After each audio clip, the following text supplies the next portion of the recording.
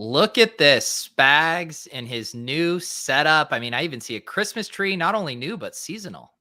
Oh, yeah, and I actually have the puppet Eric Lindquist up in the corner wearing a Santa hat, but I haven't figured out how to get that in a frame. But the good news, Pete, is we have a full-fledged Splash Play show in front of us today. We're going to do the Week 13 waiver wire. We're going to talk about all the Week 12 performances. Christian McCaffrey is going to be out the whole year. That is bad news. We also have to welcome some people to the family, and I hear there was a lowball victory for one of us that was very pride-inducing. So let's hit that intro and get right in.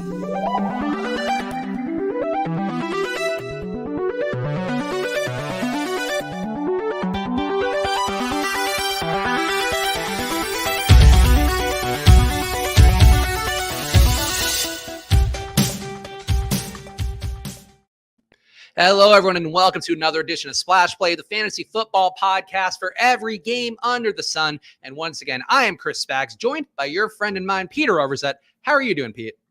Doing good. I feel like I cut you off with the intro there. The spirit was to cut you off talking about lowball, not, to undercut your intro, so we're a little rusty. You exist to hurt me. I think we all know that. That's part of the charm here of this show. So if you are watching on Pete's channel or the Splash Play channel, make sure you hit that like button right now. Helps us out a bunch. Helps us get seen by more people, which, Pete, I know you need after I saw your video this morning, your recap video, and tough times in the DFS streets for one Peter Overzet of late. Wow. Thanks, Spags. I mean, I only lost $100. Cross-promoting content. Is that not what we do here? It was not a great slate. I was upset because it's the kind of slate you want to win when all of the chalk fails pretty much. You'd hope to be able to take it down, but there were just low scores across the board. So, I felt pretty good about most of my alignments, but just didn't get enough things right.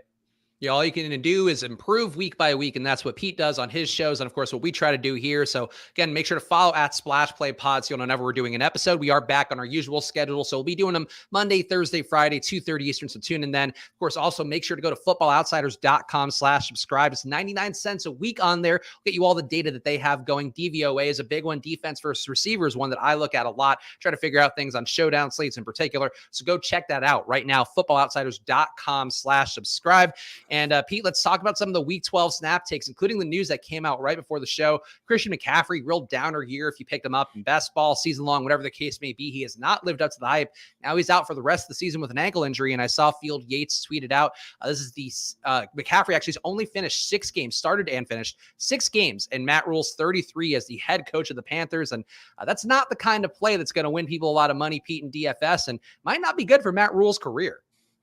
Yeah, it's a bummer to lose McCaffrey like this. And it starts to get to the point, when you think about the shelf life for running backs and just how much longer, he has at kind of an elite level.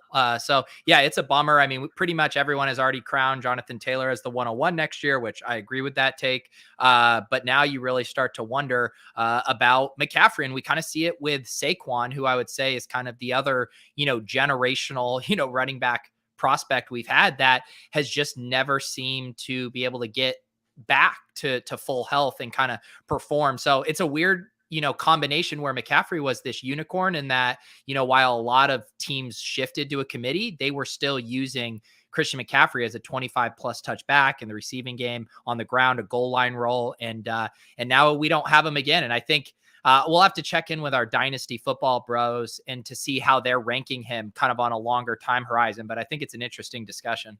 Would it surprise you at all? We have to talk about a lot more of the fantasy implications, but I think the football real life ramifications are kind of interesting here. Would it surprise you if Christian McCaffrey gets traded or they cut ties somehow with him in the offseason? Because it does feel like, especially if there were a coaching change, like I don't know that you could rely on him, and that kind of sucks. Like that's definitely an opportunity for the season-long leagues, the FFPCs, the best balls, and all of that. But I do think if you're just a football fan, if you're a Panthers fan especially, I wouldn't be surprised if you never see him play another snap for them.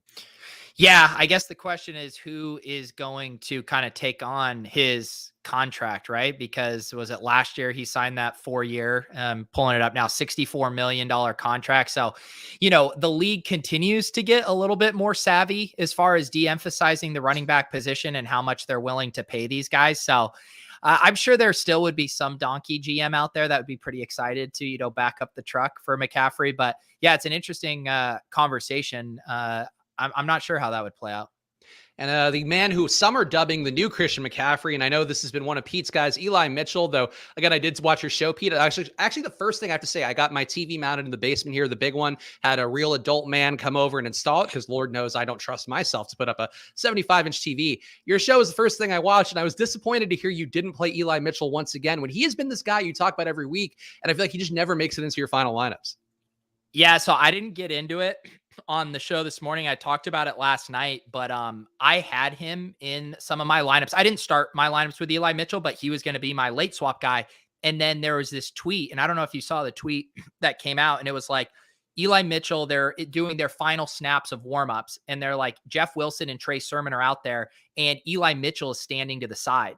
And this combination of, being uncertainty for how heavy his hand was going to be wrapped, him not practicing a bunch during the week, I got so spooked, and I'm like, oh, he's just going to be active, but more in an emergency situation. So I ended up getting off Eli Mitchell, and boy, was that a wrong read on interpreting that tweet. Yeah, tough one to miss out on. I wasn't there either, but he had 27 rushes, 133 yards, a touchdown, as well as 5 catches for 35 yards for 6 targets. So getting that pass game work. And I thought it was interesting too, because normally you see a guy have that kind of day, you have to assume that he's the one really dominating the workload for the rushing attack. But Deebo Samuel again gets 6 rushes, even with these guys back in tow, 66 yards, 2 rushing touchdowns for Deebo. And it's just kind of a weird offense, Pete. And it's one where it wouldn't surprise me if Eli Mitchell, had a down game next week. Jeff Wilson maybe vultures a touchdown or even a couple touches in a meaningful way. And then Deebo, if he's healthy, can do those things. It's probably the ideal. I know you talk about these kind of plays a lot for the GPP format and what you're trying to do there, but I do think that this spot with the Niners, I don't know what you can trust. And it wouldn't surprise me at all if Eli Mitchell gets this workload this week and you just see him back to 15 to 20 touches next week.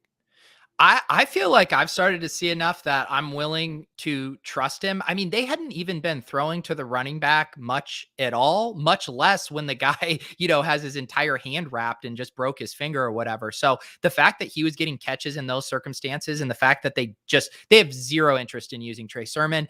And what surprised me the most is it seemed like it would have been a spot to split carries between Jeff Wilson and Eli Mitchell. But I'm pretty convinced now with this usage that they absolutely love Eli Mitchell. I think the biggest concern would be they do seem to like Hasty in the pass catching role. So if Hasty comes back, maybe he steals that pass catching work. But even then, Eli Mitchell has looked really explosive in the run game. So yeah, I think he's a great start most weeks now, and definitely going to be in play for DFS.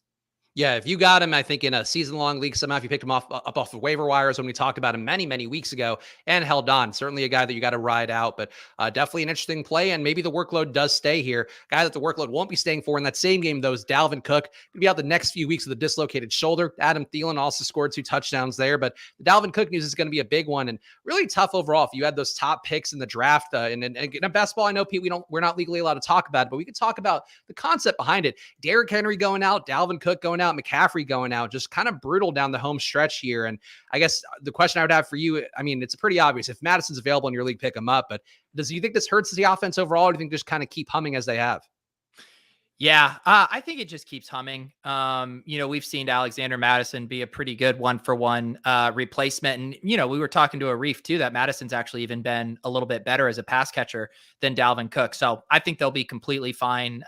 Madison is one of the great examples for running backs not mattering. And, Madison is an above average talent himself. So I think they're going to be fine there. And then we also do have a little breaking news that just came across here. The Saints appear poised to make a QB change. Taysom Hill is taking first team reps this week per Ian Rappaport.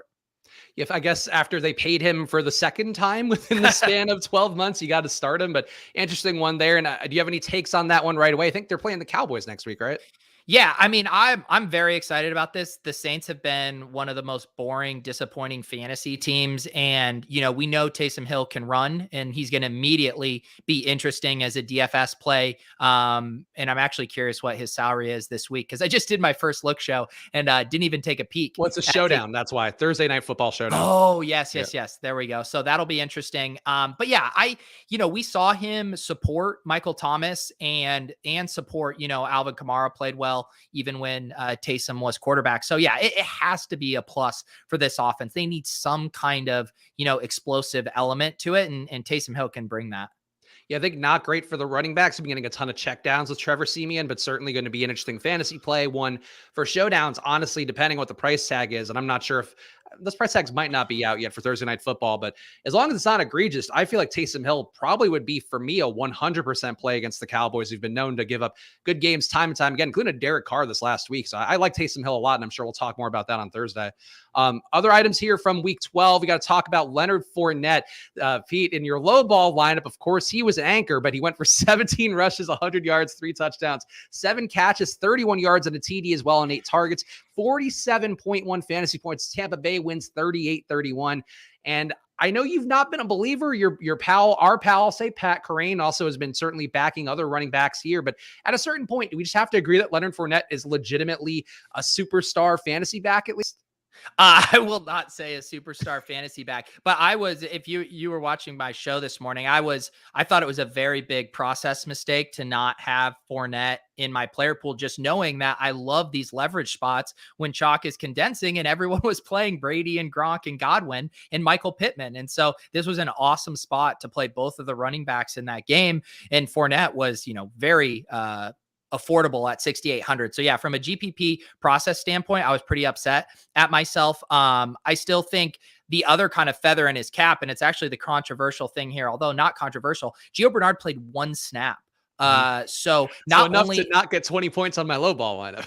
you very narrowly avoided the 20-point penalty, but he's fully iced Ronald Jones. I mean, Ronald Jones comes in garbage time, and now he's fully iced Gio Bernard. So yeah, he is getting bell cow usage. I think his fantasy production will still be all over the map just because they do prefer to throw in a lot of spots. But yeah, definitely making a note to myself to be on him when everyone's on the passing game.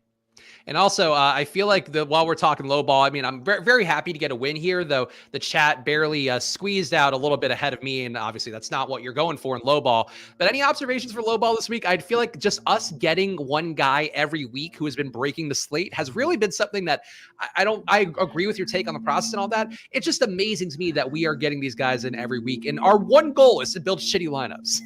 Yeah. I mean, my lineup, I hate to have this take, but, it was the best constructed lineup. I mean, if Leonard Fournette, doesn't score 47 points, I mean, this is just a gorgeous, gorgeous lineup here. So I did push all in on that Buck strategy, the running backs and the defense. And that ended up being my downfall. But the rest of the lineup's looking pretty sharp.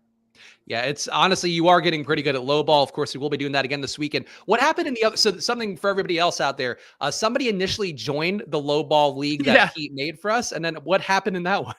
So that was, so I make the contest. And so what happened is I forgot to make it a private contest accidentally. So I sent the invite to YouTube, but then someone else saw it. Like, I guess it just pops up on, and it's a free league here. I want to scroll down and see if I can find it here. And I want to see what lineup this guy rolled out. And he must have been so excited. Here it is. NFL player free. AJG616 Dallas took it down with, let's see, a Matt Ryan. Wait, was this guy playing low ball? So that's what I'm wondering too, looking at this lineup, because it kind of feels like a low ball lineup.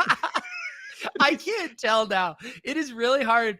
It's really hard to tell what went down here. But AJ, if you're in the community and I don't know how you would have found this, but either AJ is really good at looking for contests or is really bad at DFS. It's one of the two. Yeah, that is definitely an interesting wrinkle here that we did not expect when building our low ball teams. But he's either like stoked, he's like, oh, I really fucked these guys up really bad. Or he's like, oh man, I'm really bad at low ball. Either way, I'm curious to hear what AJ's thoughts are. So just the way I think the lobby works, I do not think even someone who wanted to go looking for it would have found this. I truly think this is someone just kind of messing around. And who knows, you know how you didn't know recently that you could just create dummy lineups through create a lineup. I wonder if he was just like, I'll just create a quick placeholder lineup and I'll pick a free contest. And this is what he clicked to just put like a dummy lineup in. I don't know, but I want a 30 for 30 on what went on with this lineup. An unstacked Matt Ryan here, truly confounding. Yeah, AJ, if you're out there, please reach out. Let us know what your process was because we're very curious for our own low ball lineups in the future. Other news, the Rams losing 36-28 to Green Bay despite Odell's best game since 2020, goes 5 for 81 on 10 targets. Van Jefferson, my ride or die pick, actually outscores Cooper Kupp as some genius predicted. I wrote in my notes I should have said that part first and then left it ambiguous. That's on me. AJ Dillon also outscores Aaron Jones by 10x the fantasy points, goes 20 carries for 69 yards, 5 catches, 21 yards, and a receiving touchdown. Anything that you would make out of this at all, Pete? I feel like a lot of people are starting to put dirt on the Rams. I still think there's enough time for them to figure it out down the home stretch and hopefully steal a wild card. But I'm intrigued by the Rams still. I'm not going to back off of that. The question I have is really the Green Bay side of it, where I think Matthew Berry tweeted out that Green Bay usually doesn't let these guys play when they have the Q tag, when they're game time decisions. They did let them play. And they don't really use them, and it just doesn't make sense. And is it possible that AJ Dillon's passed them up? I don't know if you have any thoughts about either side of this, but just an interesting game overall. Yeah, I guess my one concern with the Rams is less, just how they're playing and more that report that came out yesterday about Matthew Stafford just playing through a lot of injuries right now. The report I'm reading here, he had sore ankle. He had this pain in his throwing arm and elbow and back pain that has been described as chronic. And so that's probably the most concerning thing. But I think offensively, they're going to be fine. You see Odell working into the lineup yesterday, looking pretty solid. And, going on the road to Lambeau is always a tough spot for teams. So I'm not going to read into that too much, but if Stafford really is, going to be at, I don't know what it is, 75%, 80% the rest of the way, I think that is concerning for their Super Bowl chances. Yeah, I don't love the Lions fans doing victory laps like, oh, now you're seeing Stafford. Or, I get they don't have a lot to go for here besides Josh Reynolds, of course, a godsend for Lions fans. But I just feel like Stafford, I get he's banged up. I still think that as long as he can get, to maybe 80% health, 85% health, I think McVay can scheme around him. And he's still able to throw deep balls. That Van Jefferson touchdown was also a nice long play there. And Cooper Kupp is a monster. I'm just not going to worry about them unless they keep sliding and miss the playoffs. And losing to Green Bay, I agree with you. There's no skin off my back if you lose to Green Bay with how good they've been this year. Yeah. I missed that. I don't see a lot of team fan NFL Twitter. I'll often hear about it like Levitan or Silva being like, oh, the entire Miami Dolphins Twitter fan base came after me today. So I am happy to not see those takes. Another outlier performance this week was Joe Mixon getting 28 rushes for 165 yards and 2 touchdowns. He also had 4 catches for what I would dub a hilarious -2 yards, but still those PPR points good enough. Cincinnati rolls Pittsburgh 41-10. T. Higgins, who is in the chat's low ball lineup for the week, goes wide receiver 2 on the week, which just shows the power of positive regression. 6 catches, 114 yards, and a touchdown for him on 8 targets. And I don't know what this says more about the Cincinnati side, Pete, or the Pittsburgh side, but Pittsburgh to me feels, I know Mike Tomlin had his rant about, don't consider me for coaching jobs. Now USC got Lincoln Riley. So take that, Mike Tomlin. I'm sure you're watching Splash Play right now, but I do think that Pittsburgh, this incarnation of the Steelers just feels kind of done. Yeah, watching as someone who played a couple Big Ben lineups yesterday, it was so painful to watch. And he's really dragging down that entire offense because their weapons are awesome. If they had a competent, even imagine just plugging in Mac Jones right now to the Steelers offense with Najee and Claypool and Deontay Johnson and Freiermuth. This offense should be one of the best in the league. But did you see that play where Big Ben stepped up into the pocket and then tripped his way into his own sack? It was it was just so demoralizing. So yeah, they're really frustrating right now. It's a tough team to roster. I know Chase Claypool was a guy that we both liked heading into the week and thought maybe he could have an outlier day. And even in the game script where they're down countless touchdowns, just doesn't have enough of a day to get any meaningful work. Deontay Johnson, same thing. These guys are fine, I think, in a GPP sense or, even in a fantasy season-long stretch. I don't mind taking the receivers, but hard to really bank on anybody if you are playing a lot of DFS lineups to get major exposure there. I just don't know how you do it. Boston Scott leads the Eagles backfield in that game. 16 rushes, 64 yards, and a TD. Jalen Hurts, his first game as a starter under 10 fantasy points. The Eagles lose 13-7 to a Giants team where no player besides Daniel Jones scored over 10 fantasy points. So brutal one for them. But this game, another one to me, Pete, where I'm not going to write off the Eagles, but just ugly in a way that fantasy-wise, I think there'd be some hope. Saquon Barkley being back in the mix, the targets concentrating for Kenny Golladay, that somebody would do anything, and really just either side. I mean, nobody did anything in this game, and I'm sure the locals here in my new area of Philadelphia would be really mad at Jalen Hurts and probably go, oh, he stinks again, bench and play Gardner Minshew. Yeah, I feel like Jalen Hurts is, an experiment for the, a litmus test for Eagles fans, where it's just like 1 week he balls out and they're ready to hand him the key to the city, and the next week he throws 3 interceptions and they're ready to move on completely. So Jalen Hurts just giving local Philly talk radio all the content fodder they could ever hope for. That was another QB I played yesterday, and of course I keep missing the Jalen Hurts weeks. Played him basically every week except last week, then get back on the Jalen Hurts train, and he doesn't get there. So yeah, that was disappointing. Goddard, had an awful game. He was close to some plays. There were a couple near, red zone plays. Rager caught a ball at the 1. So a little unfortunate run bad there, but man, yeah, Hurts was frustrating yesterday. Yeah, tough to count any of those pass catchers really at this point. Greg R asked an interesting question about the Steelers that we just talked about, but saying, if you're Aaron Rodgers in the offseason, do you prefer to go to the Broncos or the Steelers? I would think the Broncos. I know your boy Javonte Williams, one of the other outlier days this week, even though still the same amount of touches as Melvin Gordon. So something to keep in mind if the Javonte Williams ownership starts to come up. But I feel like that team is much more ready for whatever Aaron Rodgers wants to do next. I also think, too, it wouldn't surprise me if he just comes back to Green Bay, and that's the most natural fit. But if you were him, Pete, would you go Broncos or Steelers? That is a really good one. I do think the Steelers skill position players are just slightly more intriguing, but I think organizationally and where the Broncos are at right now, I do think I'd prefer the Broncos, and I would much rather live in Denver than in Pittsburgh if I was Aaron Rodgers. So Denver does seem like the decision in that case. Yeah, no offense to Pittsburgh, which I did drive through on my way out here. Had a lovely. I had this thing. Have you ever heard of what is it? Stone cooked steak, Pete? No. So it's like, basically it's like Korean barbecue, except they bring out a lava hot stone that you cook your own steak on. And I was like, oh, this is like white people's like counter, like the Pittsburgh white people going like, oh, we could do it better than the Koreans.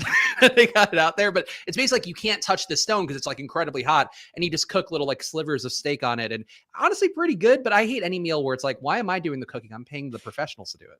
Yeah, I once went to one of those when I was stoned, and it was just brutal. Like being so hungry and then also having to make your own food. It's just like, I hate this. Yeah, Korean barbecue, I'm a big fan of, but not the ones where I have to do the work. If somebody else is going to do it, fine. But again, leave it to the professionals. Speaking of the professionals, Cordarrelle Patterson returns to the lineup, 16 carries, 108 yards, 2 touchdowns, also 2 for 27 on 3 targets there. 21-14 Falcons win. On the other side, Pete, Laviska Shenault, less fantasy points and routes than Laquan Treadwell, despite more targets, also less fantasy. We don't have to do this. No one, I mean, this is a highlight show. We don't have to, dig on people's graves. I mean, let's talk about Cordarrelle Patterson here. Also, less fantasy points than Tavon Austin, Pete, who one of my friends texted me, independent of anything about Splashly, independent of anything about Visca. I was like, Tavon Austin's still in the league? That man who elicited that reaction, in fact, scored more fantasy points. I don't think this is Visca's fault. I will say that right now, but it's so shitty. Like, it's so shitty at this point where it's just hilarious. Like Laquan Treadwell being more involved and Tavon Austin being more involved. Tough luck. Well, I mean, we're done making excuses for Laviska, but it is hilarious because the narrative heading into this week, it's like, okay, they have him playing outside and we need to get him in the slot. We need to manufacture him touches so he can, be a poor man's Deebo Samuel.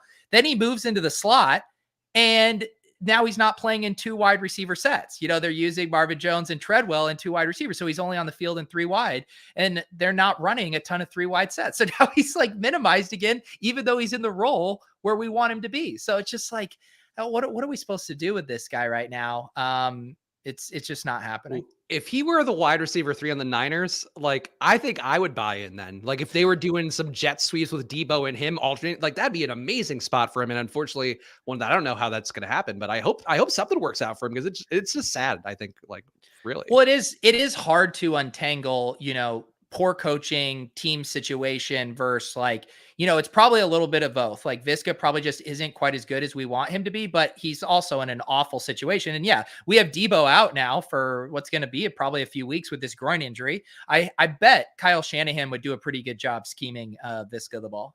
Yeah, I agree. And Greg R makes a fair point as well. More fantasy points than Mike Davis, though, right? It's hard to do that when you're competing with Cordarrelle Patterson, who is, quite frankly, I would say, Pete, the most versatile, most intriguing running back in the league. I have not played Madden very much this year, but I actually might dust it off now that I got my TV set up and like I'm feeling like a human being again. Because Cordarrelle Patterson is like electric. Like every time he touches the ball, feels like a real moment. And do you want to read that chat from P-Lap? Yes.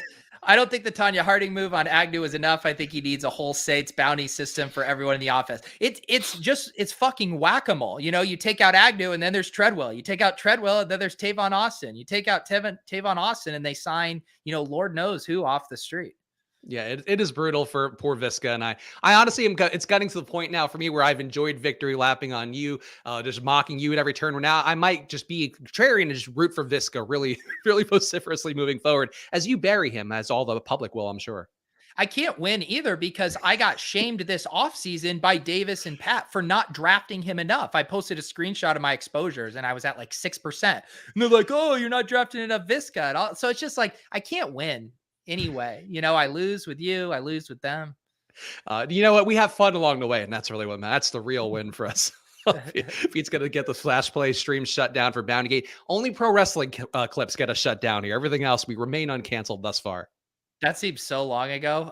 Those of you who were around this offseason will remember Spags and I doing a wrestling show where we were watching clips of former NFL players who were doing WWE events, and we got shut down in real time. And some should say we should probably get shut down in real time more often. Oh, I mean, I think that's a perfectly fair point to make. Talking about Javonte Williams' big day, mostly, you know, driven by the one touchdown as well as some receptions. That same game, though, Mike Williams disappointing. Denver winning the game, I think, surprises. But Mike Williams at this point, I don't get it. Like, I don't get what's going on. Like, he still had, I think, 10 targets in that game. The price tag was down for DFS, and he just doesn't get there. And it's like Justin Herbert's still having great days. So I don't really know what to make of it, Pete, but it feels like Mike Williams' price tag, you might know the salary offhand, given that you just did the review. I assume it came down again. And at a certain point, like, you probably have to keep playing him, I guess. I think it's the same. It's 5,700 again this week. So yeah, they didn't adjust it. And I mean, I was looking at the salaries in the games, and they play the Bengals, and it's going to be a really popular, I think, DFS game just because the Chargers Bengals feels like it has shootout written all over it. But yeah, he's a weird one. I mean, those first 4 weeks of the season, everyone's like, oh, he's just Michael Thomas in this Lombardi offense. And now he's just kind of back to what he was, which it's not even like boom bust. Like, we haven't even seen him getting a ton of, you know, deep targets. So I need a film grinder to tell me what's going on there. I have no idea. I'll probably keep playing him though if he's not going to be popular. Yeah, I mean, unfortunately, that is the nature of DFS. If a guy's going to be that cheap and you've seen the ceiling be there, as we did, where Mike Williams is priced over $8K at points in the season, I think you got to take some stabs there, even if you're not going in heavy. And the last note for me, Austin Walter rushing 9 times for 38 yards and a touchdown. Tevin Coleman also rushing 16 times for 67 yards as the Jets upset Houston. 21-14 in that one. Elijah Moore busting his chalk, though not really his fault, goes 4 for 46. And Pete, I did see you talk about some people's lineups. Zach Wilson double sacks. I somehow, because of Corey Davis getting ruled out, ended up with a lot of Elijah Moore and Ryan Griffin stacks, also Jameson Crowder stacks. And holy shit, that was an awful experience. Yeah, the Austin Walter TD, and again, literally never heard of the guy in my life. And I didn't think Ty Johnson was an awful play yesterday.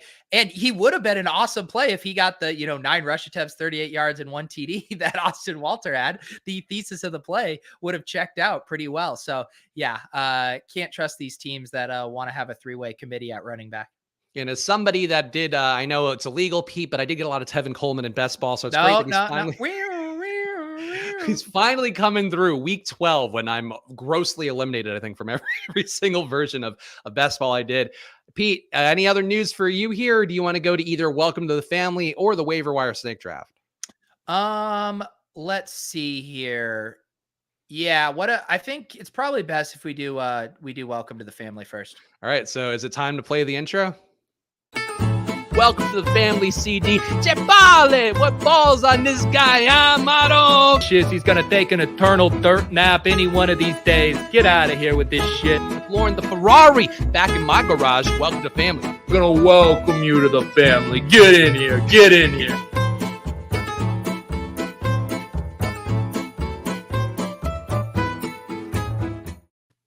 Hey, I realized My new hat doesn't look too good with these headphones, though. What the hell? I need to figure It kind of looks like you got reindeer antlers for yourself, a regular Rudolfino the reindeero. How about something like this? But Spags, what do you think? I picked this up at a high-end store down on Newberry Street earlier this week. What do you think? I love the pinstripes on it. Really brings out your eyes, brings out the true Paisan nature you bring into our favorite segment here where we're celebrating Italian culture, Pete. And honestly, my hat took a little bit of a beating in transit here, got squeezed up. So you might be the king of the Italian fedora look. Yeah, please tell me you didn't just toss that in the trunk, in the back seat. Your dogs are shitting all over it. That should have been in a gold lock and key case, protected from all the elements. What are you doing, Spaggies? It was Spaggies, in fact, let the movers, the professional adults handle it. And unfortunately, they did not take the tender love and care as I clearly do for all my bit props behind me, racking them up more the more that we come up with these crazy segments of ours. Yeah, how many different money hats you got back there? You got more money hats than I've ever seen in my goddamn life. Got 5 money hats in total because we bring in the paper to the family here, Pete, and that's what the money hats are all about, as well as the puppet. The puppet does a good job.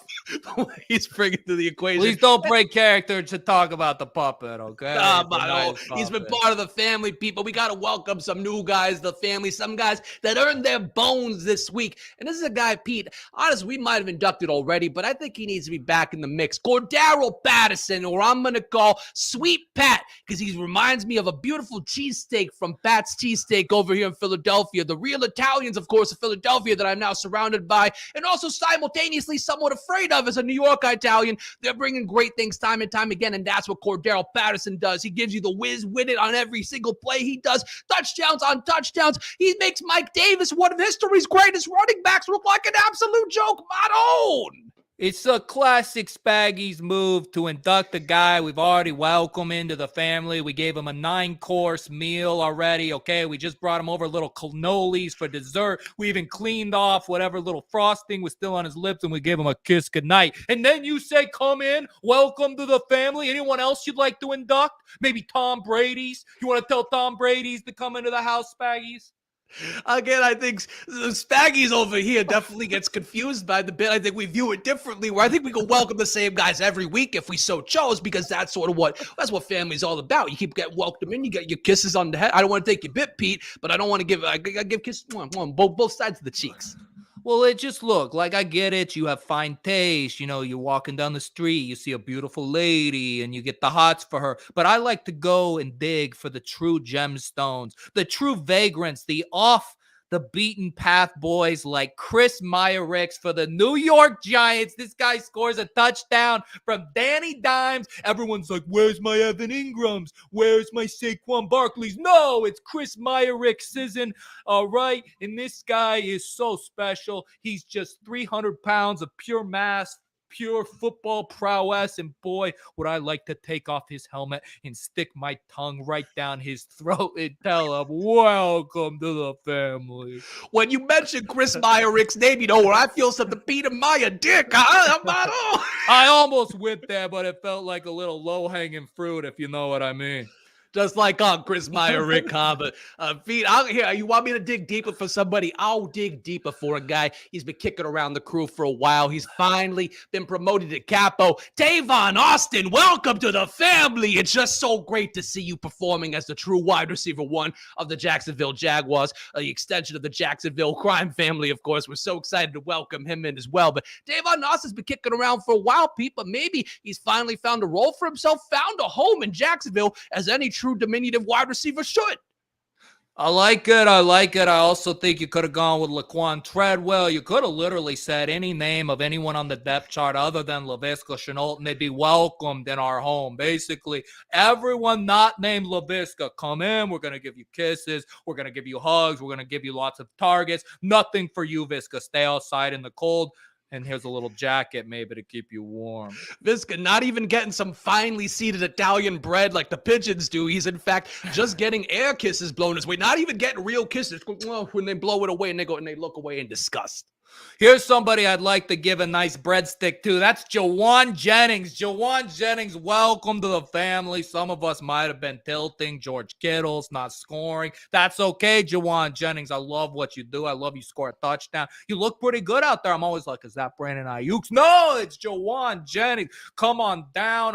You don't even have to take your helmet off. Keep your cleats. I'm just going to kiss you all over your helmet. Ooh, that's metallic-y. There's still a little bit of grass in your helmet from yesterday. The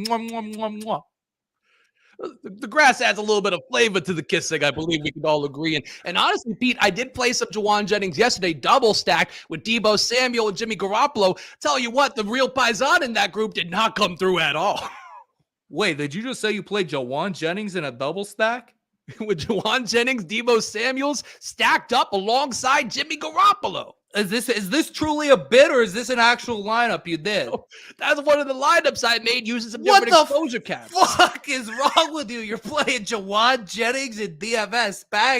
Spaggies, what happened to your beautiful DFS brain ever since you landed on the East Coast? My God. He was minimum salary. He's scoring touchdowns, and he did it again yesterday, Pete. Maybe I should have been the one welcoming Jawan Jennings to the family if I weren't so focused on doing spiteful things towards Laviska Shenault.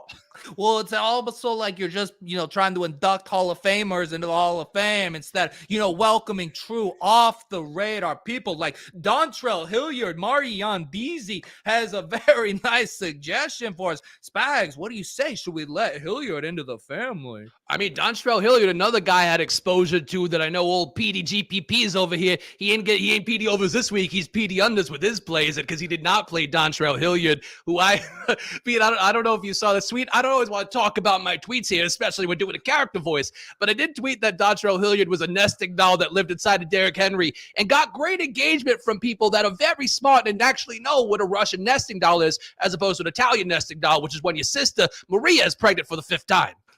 Please do not talk about the Russians on this show. This is a safe space. This is for Italian culture. And Spags, I did want to congratulate you on that tweet with great engagement. I've been very incredibly proud for you. I got a little tear down my eye when I saw the faves and the replies coming in. I was picturing you clicking the more button, the settings, and seeing just how many impressions that tweet hit. And everybody, grandma, moms, auntie, we've all been super excited and proud of you. They're all so proud. They printed the tweet out. They put it on the fridge right next to the latest menu that we're looking for the week. Lots of gabagool on the menu. That's how it goes with the family. Wait a second. I did just pull up this tweet to do my investigative research. Quality engagement, not numbers. There have been better numbers lately. It's just quality influencers engagement. We're victory laughing a 1 retweet, 21 like, 1 reply tweet. It was quality tweet that quality people gravitate towards. I mean, the bar for engagement these days is so low, Spags. I thought we were going to be looking at 100 burger here. What the fuck? No, it wasn't that good, Pete. People don't know what a Russian nesting doll is, but the people that did know, that they're like, oh, I understand football. I understand Russian nesting dolls. It's a very small Venn diagram, Maron. Hey, who are all these people you're talking about? I see one, Mr. Eric Lindquist. I mean, the likes, Awesemo liked it. Eric Lindquist liked it. Weisenberg from FTN, the family television network, I presume is what they all liked it. Just real high quality people. And Pete, sometimes you just want to mention the tweet you did because you like the concept again. Yeah. Hey, I'm sorry. I didn't mean to kind of blow up your spot. Tweet shaving me right here. For a guy that never tweets no more, Pete, it seems like you got a lot of sassy comebacks. I do get a little scared when I pull up the screen share on Twitter. You never know how many people you're going to see that I have muted on Twitter, and it would, could be a disaster. Someone's feelings might get hurt. Well, I'm glad I'm not one of them, Peter, and I guess no. I have notifications turned on for you, Spags. Thank you. That's why you're part of the family, just like all of you out there. Throw the hat under the camera, call it. Oh, got to play the intro as an outro. Oh. Welcome to the family, CD. Chepale, what balls on this guy, Amaro? Shit, he's gonna take an eternal dirt nap any one of these days. Get out of here with this shit. Lauren the Ferrari, back in my garage. Welcome to the family. I'm gonna welcome you to the family. Get in here.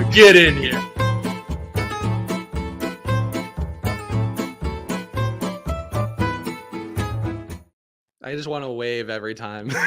It's over. Will saying where these voices go across sentences is simply amazing. That's another thing, Pete, that we bring to fantasy football that nobody else does. Yeah, I think what's hard for me with is because I do have the man's voice, and I did an Uncle Man's character. And so then I also have like the mobster version. And so I think I'm just constantly mixing up all three of those and code switching every single word. So it's I don't have kind of the sense of purpose and vision like I do when I have Nana Pete. I mean, look, you're bringing me great joy with it. And I think Nana Pete, the views went up for Welcome to the Family. Nana Pete was killing us the other show. I will say, did you see the views on that episode on the whole, though, did pretty well compared to some of our recent. That's true. I think it's because honestly, we were like one of the only shows doing something after Thanksgiving, and stealing some of that ship chasing momentum too probably didn't hurt. Yeah, people tuning in to see what problematic things we might say.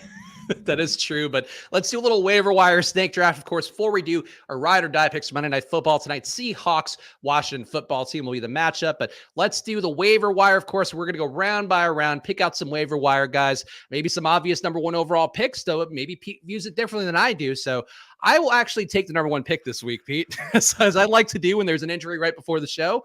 And I think Alex Madison going to be over the threshold, so he doesn't count. But I thought you were about to just say Alexander Madison. I was also have to give a shout out. JJ Zacharyson wearing my East Coast Dad's hoodie. Oh, nice. I still need to get one of those. It looks very nice. I like the white. I mean, well, I think you got to be a dad, Pete. That's the issue. Well, basically, I told my wife I am finally ready to have kids, and she goes, "Seriously, why?" And I said, I want to get one of these hoodies." JG Zacharyson won't let me buy a shirt unless we have a child. So go check it out, eastcoastdads.com. Actually, a very comfortable hoodie, and I don't usually buy many white hoodies, but I figured why not do it for this one. So happy to support a good cause there, and of course, he's donating those proceeds elsewhere as well. Josh Reynolds seems like a pretty good pickup this week, 101. Maybe he'll make the cut, but I will take a guy instead at 101.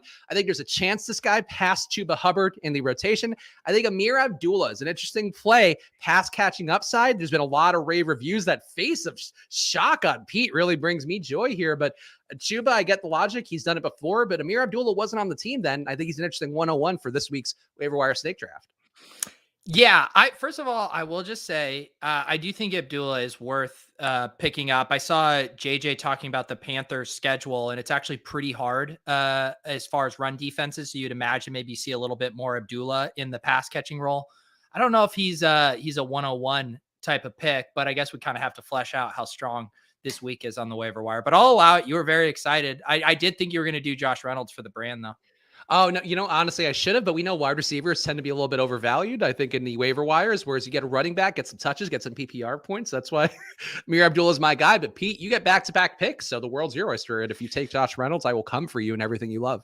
No, I only pick good players. I'll take Matt Breida here. I mean, Zach Moss being a healthy scratch we heard rumblings of it, and I still didn't quite believe that it was going to actually happen. So he is just completely out of favor with the team now. And Breida looks good. He's explosive. And I think if he takes over that full kind of Zach Moss role, it's going to be valuable in that offense. And I know no one ever wants to play Bills running backs because they don't use them that much. And he's not going to be like a league winner type guy. Like it's not like Chuba stepping into, 20 carries a game kind of thing. But I think, as dire as things are with all these injuries, I think Matt Breida is going to be a pretty solid plug and play.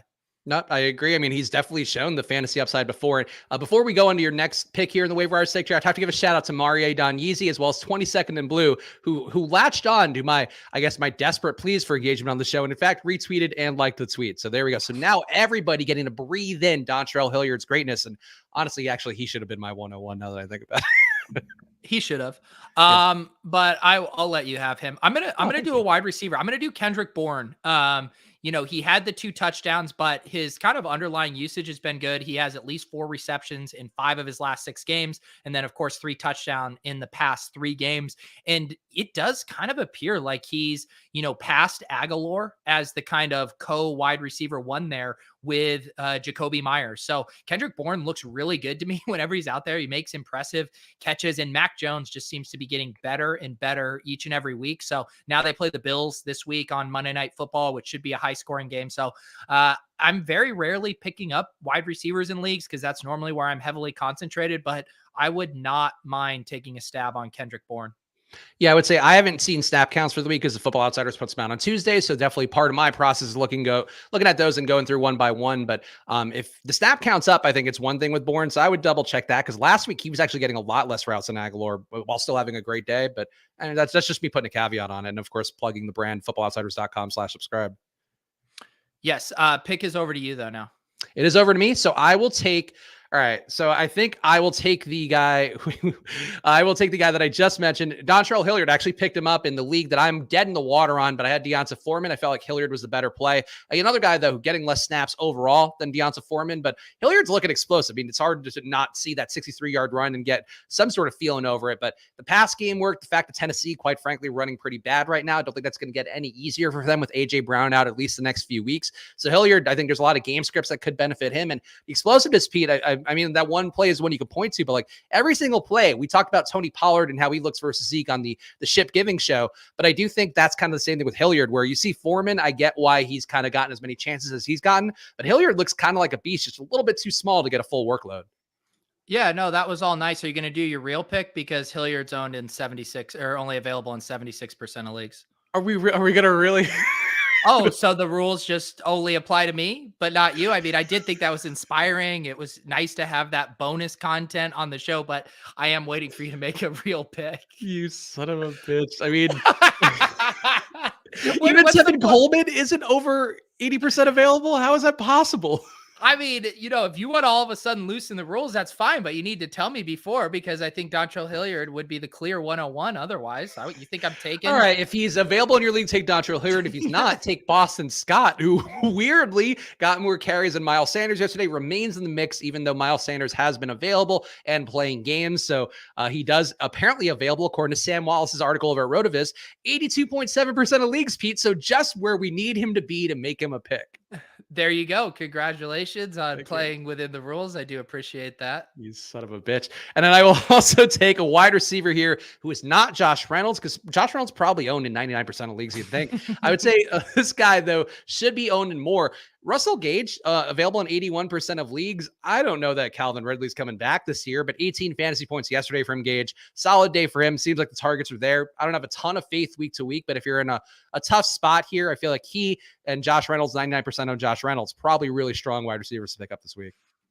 Yep. Thanks. Appreciate you sticking within the rules on those past few picks there. I know, you really fucking own me. Like, owning the libs and they're not having over 80% owned players or 80% available players. I am going to do a tight end here. Cole Kmet, still available in 86.8% of leagues. He had 11 targets on Thanksgiving. You are still seeing Jimmy Graham involved a bit in the red zone, but 8 receptions, 11 targets. I mean, it is absolute tough sledding out there for tight ends. I mean, it is really gross. Even the high end guys aren't getting a lot of volume. So if this is a trend that continues, I think, even if he regressed to, 6 to 7 targets a game, he would definitely be in play. So I like what I saw from Cole Kmet, and I will happily pick him up in leagues where I need tight end help. And I will do, I think I did this guy last week, but I will do him again, especially with Taysom Hill taking over. But Traquan Smith, 20 targets over his last 3 games and at least 30 receiving yards in those previous 5 and 2 touchdowns over his past 5 games. So the fact that we're going to get something taking over, and maybe the thesis is, he is the binky in the same way Michael Thomas was the binky for Taysom Hill last go around. So I think he's a worthwhile stab with the offense getting shook up there. I also don't like that Josh Reynolds is even mentioned in Sam Wallace's article, from what I can tell. I think Sam does a terrific job with it, and he tries not to waste people's time. Unbelievable. I think I don't know what Josh Reynolds, because we don't have the ESPN leagues this year. Pete and I both did not do an ESPN fantasy football league or season long league this year. So we don't have the reference point. So I don't know if Josh Reynolds is 80% or not, Pete. And given how staunchly you're holding me to the rules, I don't know. I'll allow you have it for the brand. Okay, well, if Josh Reynolds is available, take him. If not, though, I do want to give a shout out to Brevin Jordan, who I also ended up on some lineups. Again, I did weird shit yesterday that ended up being okay. Brevin Jordan, though, getting targets every week. He is on the upswing here, and I think this is a team that's going to have to throw a little bit more to somebody besides Brandon Cooks. Nico Collins not seeming like that guy thus far. And I think in the spot, Brevin Jordan, you took a good tight end as well, and Cole Kmet. Jack Doyle apparently available in a lot of leagues. I get going there as well. But I'd take the upside guy. We don't really know what's there yet for Brevin Jordan. Does seem like he's earned his way, even though they have other tight ends they could be going to. So I would take that stab unless Josh Reynolds is available. I've got 6 picks in here. I just realized on the ESPN fantasy page, you can actually search, and I can tell you right now, Josh Reynolds is owned in only 0.3% of leagues. Wow. I mean, so 99.7% available. Josh Reynolds seems like the fourth choice here in the waiver wire stake draft. I love it. Do you have a fifth pick? What was that? Is it back to me, or do you have a fifth pick? No, it's back to you. I got my 6 picks in, so I'm good to go. All right, my last pick. I'm surprised he made it all the way back, but Taysom Hill here. He's only rostered in 2.2% of leagues, and it's we have 4 teams on bye week this week, so you might be in a pinch without a Rodgers or who else is on bye here? I forget now, but you might be in a pinch, and I think Taysom Hill is going to have an incredibly good floor. He's going to run the ball at least 7-8 times, and probably a lock for like 15 points with upside for a lot more. So Taysom Hill if you need a QB. Also, Silas saying that McNichols coming back. I think Dontrell Hilliard's past him in the rotation, I would think, or Foreman, but somebody like you can't keep Hilliard off the floor or off the field at this point with how good he's been the last few weeks. I don't think I could. I just say, hey, you're not going on the field. Hey, Dontrell, hit the Fritz kiss. McNichols is backing down. All right, let's do the ride or die picks. Of course, we do have a Monday Night Football game coming up tonight. Seattle and Washington. Kind of surprisingly high total in this one, I'd say. 47 overall implied total. Edge Sports has it as a 48-point line, so maybe a little bit of value on the over, but not too much. But Seattle 24 implied points. Washington 23 implied points. I guess any first thoughts for you here, because it does seem like one particular slate where I don't really know that there's an obvious captain, and I have to look up the Osmo ownership to get a read on that. But how are you feeling about the overall picture here before we actually give our ride or die picks? Well, if I give my take, are you then going to steal who I want to take? If I think, yeah. I mean, I kind of think there's an awesome captain play, and I want him all to myself. Is it a run the Sims style captain play? I am using Run the Sims tools to help inform they. I don't know what style play means in this context. I actually, Justin Freeman, kind enough, our good friend over at Run the Sims, of course, use that promo code Pete if you are signing up over there. Did give me a login, and maybe I just need to start looking that up before the show too, so I know which way Pete's going to be leading, then I can leverage accordingly. Wow, getting those influencer perks over there, pretty nice. Yeah, I mean, once I get an underdog deal and a jock market deal, then I'll be killing it. What? And yet I still have not been able to receive the Football Outsiders influencer login there. Did you want it? You never asked. I think that's the. I just kind of expect, in the same way, Adidas sends me shoes. I would just figure that you would. Does Adidas send you shoes? No, I just made that up. It's like, Jesus, you got so jealous there for a second. I was completely like, I'm happy to ride your coattails if it means getting literal free things. Like, I don't need more memberships. They wrote a really nice note. They said they love Splash Play, that show that you do with that other guy, and then there was a bunch of other. Yeah, like, oh, you're really carrying that show, so here, have some free shoes. You need them to support your back. Adidas loves Nana Pete. What can I say? All right, so let's do our ride or die picks first. Then the Osmo ownership, always something that I check, and even not working there anymore, but very much love their data. Very helpful for me. Captain ownership really flat as I expected. Lots of guys around 12%, it seems, according to their DK Showdown ownership projections. But I will say for my ride or die pick, of course, we do the Showdown captains, and we didn't even mention, Pete, by the way, you beat me by 1 point in ride or die picks because you took a 1-pointer. We both got 2 10s, and you got a 1-pointer this week. That's right. Sometimes playing a little small ball is what's called for. And, one of the things we've talked about with Ride or Die is that winning on the week does matter a lot. And so I'm glad to have got that weekly dub. Oh, you son of a bitch. I forgot to tweet it out too because the movers were here Sunday morning. Oh, so I didn't even forgot. That's why I tweeted in advance, not afterwards. Anyway, my showdown winning captain today will in fact be, drumroll, one I don't know what his name's short for. DK Metcalf. One Donkey Kong Metcalf. No, this is so bullshit. Like, you can't just pull a captain out of your ass and you just like looked at names and then picked when I've been wanting to pick DK Metcalf all day. To be fair, I looked at my projections, my personal projections that I updated with love before the show, grabbed the snap counts for Football Outsiders, said, oh, here's what these guys are going to be playing. Boop, boop, boop. Ran it, and then held my finger in the air to test the wind. And I was like, DK Metcalf's to play, but I haven't projected for 17.6 fantasy points today. I'm so mad. I'm glad. Thank God. He 26.2% of the simulated lineups, he is the winning captain, which is one of the bigger numbers I've seen this year for a non-quarterback. So I'm tilting. I will take Taylor Heineke, and I hate it. The thing though, like, he's so cheap for this DK slate. DK Metcalf is 8,800. Like, yeah, that captain ownership, I feel like he can't be under 15% owned a captain. No, yeah, and that's what made him look like such a good play. Because ETR has him at 16%, which I think sounds about right. But in the sim still, at 25%, you're still getting way over the field on it. Man, I feel like the ownership projections are light. Like, Osmo has him under 12%. If ETR has him under 20%, I feel like DK Metcalf gets to over 20, unless people are just, game log watching in a way where they just don't see I don't know. He shouldn't be that much cheaper than Tyler Lockett. No, he shouldn't. Yeah. And that's what Greg was mentioning here as well. So yeah, there might end up being a pretty good ownership disparity, and it'll be interesting to see if that updates. I know Osmo will update and ETR as well after inactive. So maybe we bake a little steam, after the big old splash play bump to DK Metcalf. Oh, and also Greg point out, I would say chat MVP today for the show, though I do like Marie. I feel like did some great things for me as well. But I would say his DeKalen here coming into the clutch. DeKalen Zacharias is also, so technically he's DKZ is his name. All right, I'm gonna start calling him that. It really rolls off the tongue. DZ. I feel like DZ's a pretty cool, like a pretty young cool DZ. Yeah, young DZ. Yeah. All right, Pete, what are the DZ. plugs for you, or anything else you want to cover? I feel like we got 5 minutes, so I'm gonna squeeze every dollar I can out of you.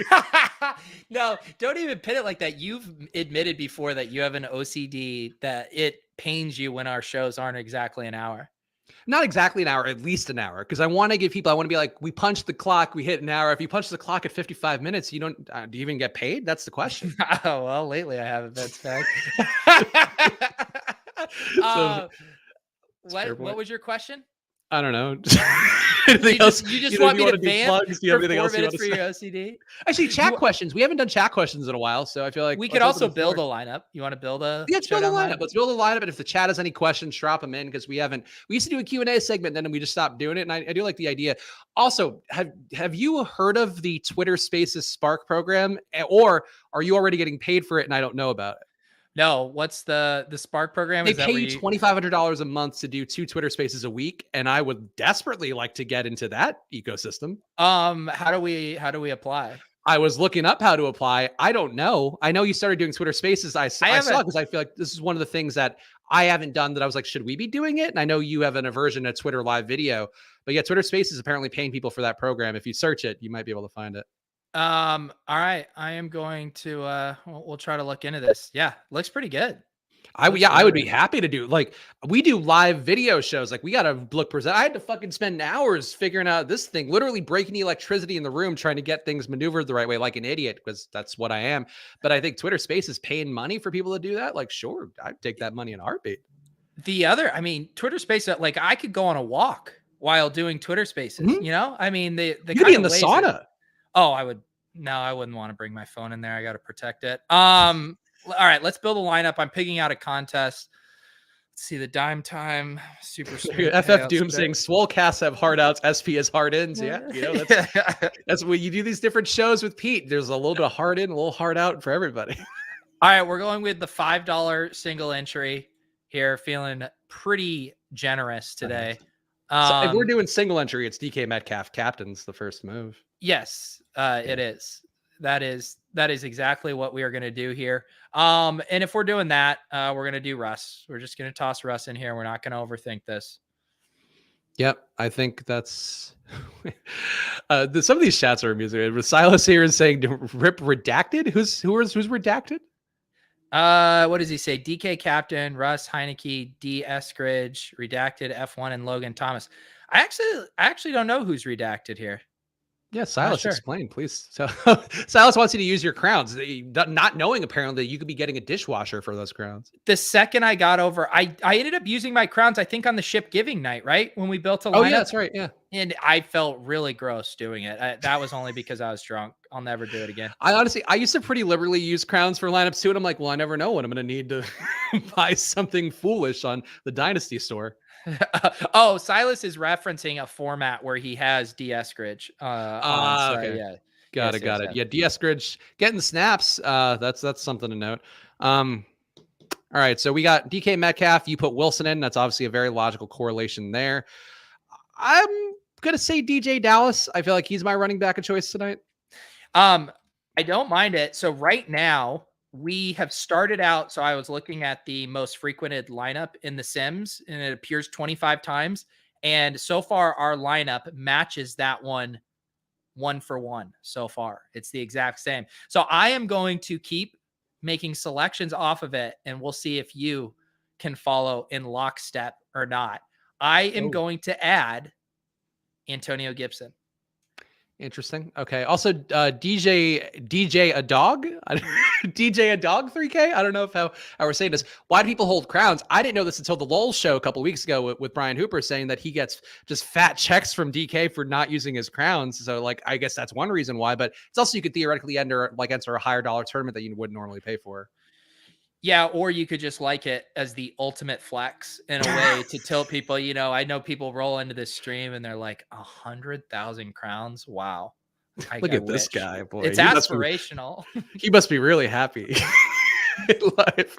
I think so. I feel like we're pushing towards fading Terry McLaurin.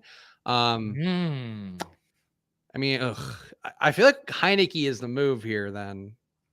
All right. So we are down to, we have built the exact optimal lineup according to the Sims, which means we probably need to get weird here with this last pick. So not Freddie Swain, I think. Exactly. That is the one there. So we're going to have to get off the wall a bit.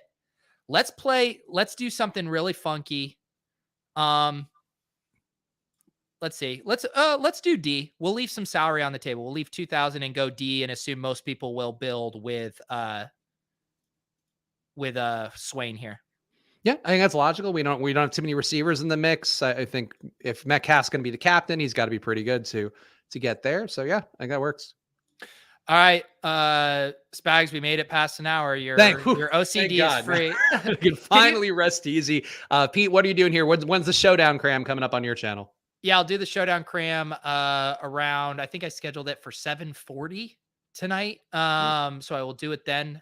Give us a quick I want a tour of your new set. Are you in a little cove right now? Because I am in a little, honestly, like I'm ashamed of the rest of it. I could turn the camera around, but you could see it's a small little room. You're inside my ring light now. Yeah. Here's the door. Here's the studio fan that I cannot plug in right now because of breaking electricity. And then here's me crooked now. I'm gonna have to go out crooked. So it's like a little alcove within the room. So like the basement's out there. So there's a basement here. Then the workshop is next door. Lots of work. Old tired hands heads into the workshop. And then there's the laundry room. Then there's like a closet, and then there's like the basement area, which has the fitness stuff that has not fully been set up yet. But I have like foam padding down, the Peloton, we got a bench, and then like a weight rack, and then there's like a big couch area where which will hold my beverage fridge as well as my marijuana paraphernalia, and we got good space. Basically, this is like an extended version of what my old like 1-bedroom or my 2-bedroom studio would have been. So I'm improving. It seems like, I mean, we now live what, 3 hours away from each other? Probably. I think it sounds right. Yeah. I don't know, because you're further than New York. I'm 3.5. Say your address right now, and I'll just kind of type it in. It's 19083 is the area code. What city do you live in though? I live in Havertown, Pennsylvania. Havertown. Sounds elegant. Everyone take guesses how far Google Maps would say if I drove to Spags' house right now.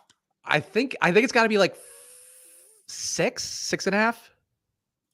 Right now, if I were to leave 5 hours and 23 minutes, I could be on Spags' doorstep. Oh, you could be here. Oh, it'd be too late for the cram show. The cram? I could do the cram from the car, and then we could sweat our lineups together from your little alcove sitting in your couch together. Look, my couch is set up, the 75-inch hanging on the wall. Again, I had a real man come and do that for me. So it's coming along, Pete. We still don't have a couch in the living room, though. That I don't know when that'll get sorted out. Yeah, no, I'm impressed. I kind of overhauled my computer setup over the weekend, and it's always stressful getting familiar. So I think you did a good job. You look good. Thank you. You sound good. It's a nice step forward for you. I'm glad. I'm just trying to catch up with you. I have recessed lighting or some of the LED lighting strips that I have to figure out once there's power in the room again. But yeah, thriving here. Some could say. East Coast Dad's life is what we're gonna get there. East Coast Dad's life. There you go. Promo code Spags when you buy your East Coast Dads sweatshirt. Greg asking, is that where I'm planning to watch Lulz from? Yes, I'll be watching that on the couch in the basement when my girlfriend goes to bed. I could spend some private time with Brian Hooper and Pete, of course, talking about all the latest naked yoga happenings. I brought it up on Ship Giving, right? That the naked yoga stream has like the most. Oh, it popped up on my homepage after you did that show. Yeah. Wow. I still have, you searched naked yoga live. You told us you did. No, that. So it popped up on the Splash Play handle, which I was not on during the show, which is, I guess, the weirder part. Yeah. Okay. They're like, go see how professionals do it. Now they get clicks. They just talk about Brian Hooper jacking off to YouTube, but then all of a sudden the views come streaming in. All right. I am billing you for time and a half now on these last 4 minutes.